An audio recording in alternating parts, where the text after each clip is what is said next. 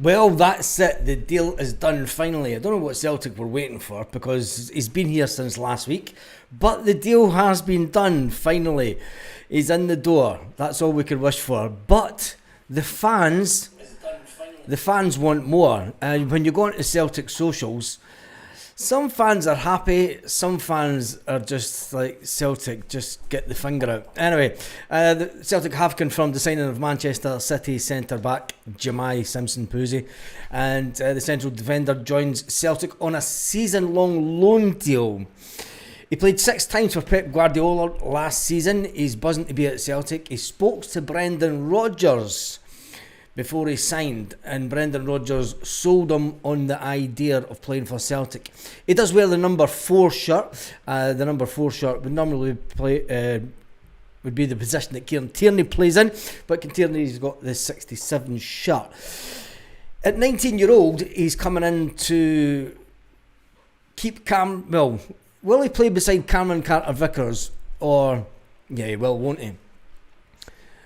Or is he here as backup, just in case Cameron Carter-Vickers doesn't make it through the Champions League games? Nah, he'll definitely be in here to push Liam Scales and Austin Trusty out the team. You've got to feel for Liam Scales because he keeps on upping his game. Can he do it this season? Can this young Manchester City player coming in ultimately push Scales up a next level, up a level to where we've not really seen him before? He's going to have a player that's played with a lot of decent players, you've got to say, and he's played with some cracking defenders, and he should be of a decent enough standard. If he played a good few times for Man City, so he's got to be a decent standard. He's got to be better. And it is Brendan Rodgers getting him in just to make sure that we've got that one player that can maybe say to Trusty, and is it a mindset thing that Brendan Rodgers is trying to do? Is it a case that Brendan Rodgers is thinking, do you know, I'm going to bring in this young guy that's got a fantastic pedigree, and hopefully he'll help the players here up their game a bit? Maybe that's what Brendan Rodgers is thinking. You never know. Is it the fact he's just trying to get him in? But anyway, he said that it's such a big club, I'm happy to be here. Come here to play football in front of the fans and play for the team. It's a big opportunity. I want to come here and show my talent and my levels. Interesting. He's meant to be quite a baller. There's quite a lot of good stuff coming out of Manchester for the player. The Manchester Evening News spoke about it. And they said Jemai is excited about the move and bringing him to a club that creates even more competition. It will benefit him. He's quick, he's dominant, and he's a strong defender, but he can carry the ball forward as well and progress up through the pitch. Brendan Rodgers says he's really pleased to have to bring Jemai into the club, and hopefully he's here to win the league. Welcome to the champions, Celtic opened it. He wants to win the league and win trophies with Celtic, and he wants to do well in Europe. That's what sold him, really, isn't it? It's the chance of getting Champions League level football.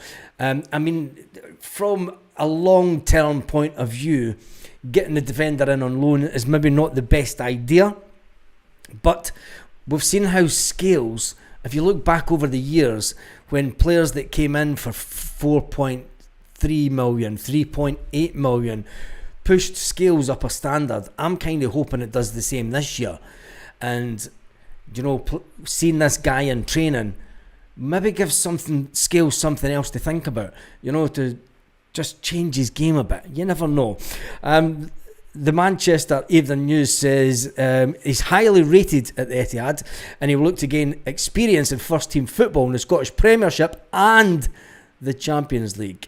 The 19-year-old made 6 appearances for Man City's first team last season, and he captained the under-21s to the Premier League 2 title. He was also named as the Player of the Season last year. Player of the Season in the Reserve League. It is only a loan deal. I'm not going to get overly excited about it. When you go onto the land of Twitter and you read Twitter's an awful place where people are just brutal to Celtic on Twitter. I'll read you some of the comments. He's finally been announced. Shock, where's he been? Can't wait to see Pussy in action. If he's good enough to take Scales' spot of the team after Scales' performance on Sunday, I doubt it. I suppose he could come on and to the left back when Tierney gets cramp in the second minute. Expected this on deadline day, to be fair. Welcome to the Champions, big man. Has just a left back, a striker, and a winger to go, Celtic. You kept that one quiet, and then quite a few welcome ones. Is this our lot? Isn't it? It's our lot. That's it. And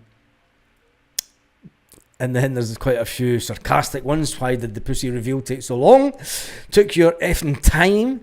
Keep the signings going. And then you get the a lot of people being really just shock horror. We made a signing. How do we feel about it on the channel? Let's dive into the comment section and see what we're saying. Dale Scott says we want more signings. Yeah, we do, don't we? We do want more signings, and we need it. I'm trying to stay as positive as possible in this. I'm sick of the shit show. We need more. We need them. And now, Sonny Gallagate, snowballs coming in for the Sonny Gallagate. Sick of the boards. Just take. Is there anything positive out there? One loan player, so Brendan can leave at the same time. Says Paul Baird. As brutal as honest as always. We got him on loan because we never fork out for the money to buy him. I don't think there's not even an option to buy or an obligation to buy. Man City see him as a player for the future, so they're not going to sell him. They don't want to sell him. The opportunity to give the player first team football and Champions League football is a no-brainer for Man City.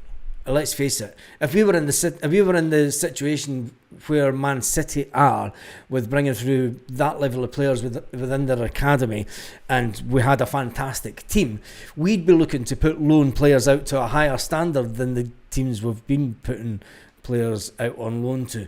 So why get loan players? We get this every time we get a loan player. Why get loan players and make them better for the other team?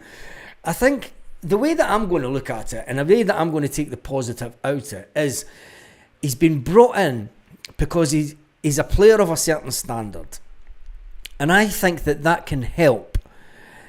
There's two ways to look at it.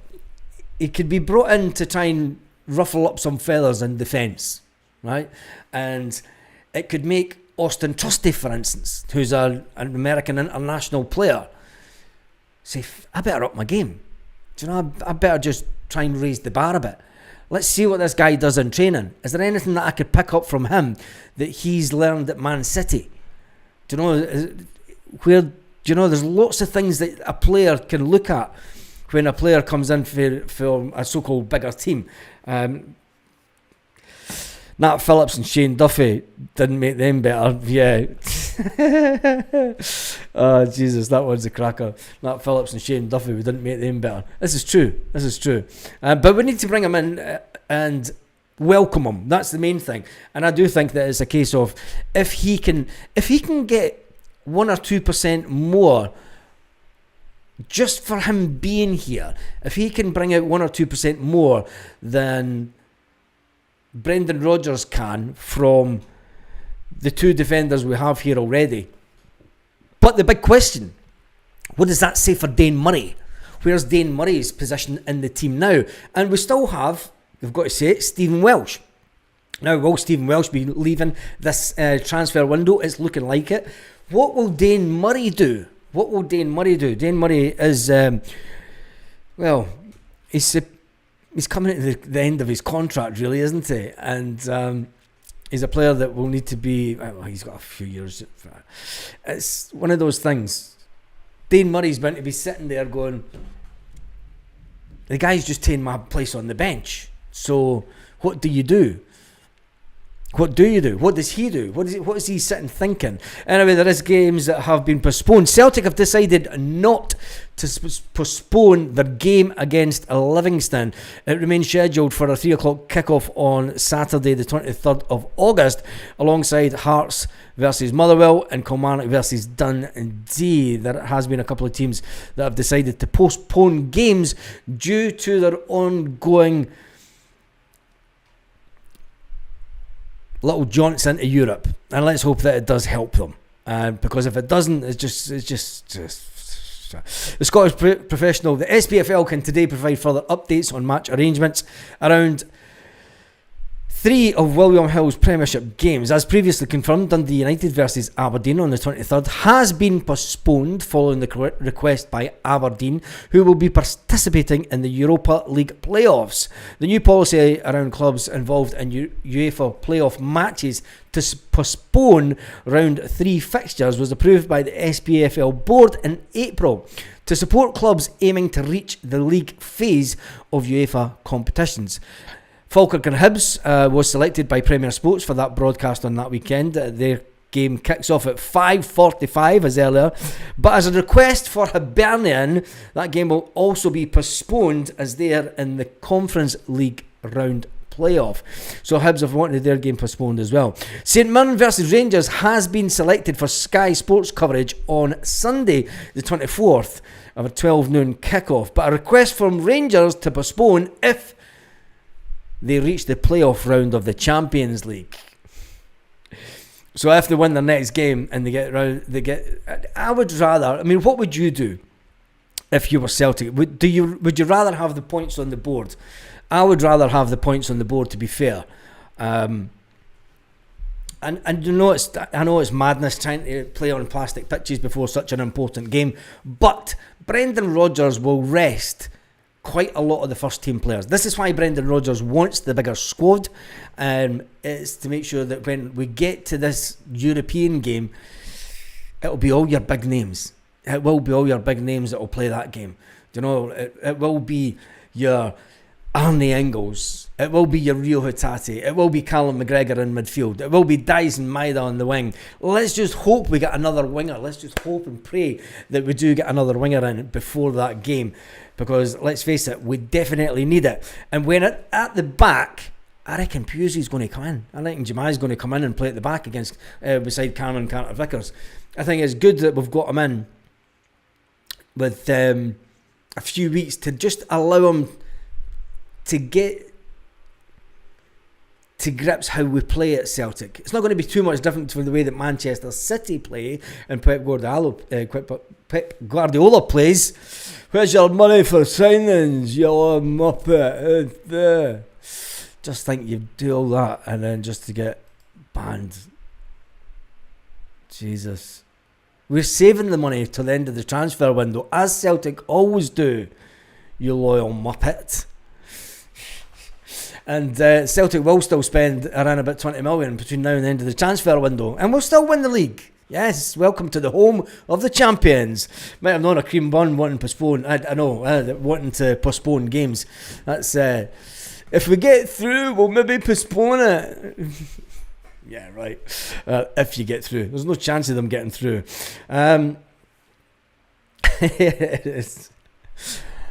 So when it comes to Celtic, have brought in one player. Will they bring in another player? Let's hope they do in the next couple of weeks. I still think that we need 2 wingers and maybe a striker. Definitely think so, a striker. But anyway, Rangers have decided they say that they will postpone their match. Following discussions with Celtic, their home match versus Livingston remains scheduled for the 3 p.m. kickoff on the 23rd. And new dates for postponed round matches will be announced following the publication of UEFA League phase fixtures at the end of August. Now, there'll be lots of clubs hoping that they do get into Europe. I think Celtic have done the right thing in not postponing it thus far, because if they'll be expecting Bratislava to get through, so it won't be that mad long journey. They may change it if Bratislava do the unfortunate thing and do not get through to the Champions League.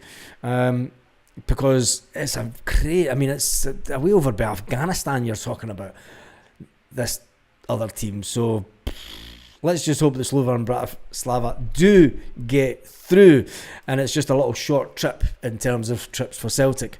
But as far as I'm concerned, I would rather get the points on the board in the SPFL at this stage of the season. Postponing games is just putting things forward into an extremely busy time. There's no really extra space. It means we would have to play a midweek game somewhere before the Champions League games kick off. And let's face it, we want to be playing on a Wednesday night or a Tuesday, not a Thursday. Anyway, on that note, have an absolutely fantastic day, Celtic fans. Just get one. I think he's got this page mixed up with the Universal Credit one, Crisis Loans FC. Said the Sevco fan that came on. Anyway, have a fantastic day, Celtic fans, wherever you are, all around the world. Oh, there might not be a live tonight. I'm away to the airport. Laters.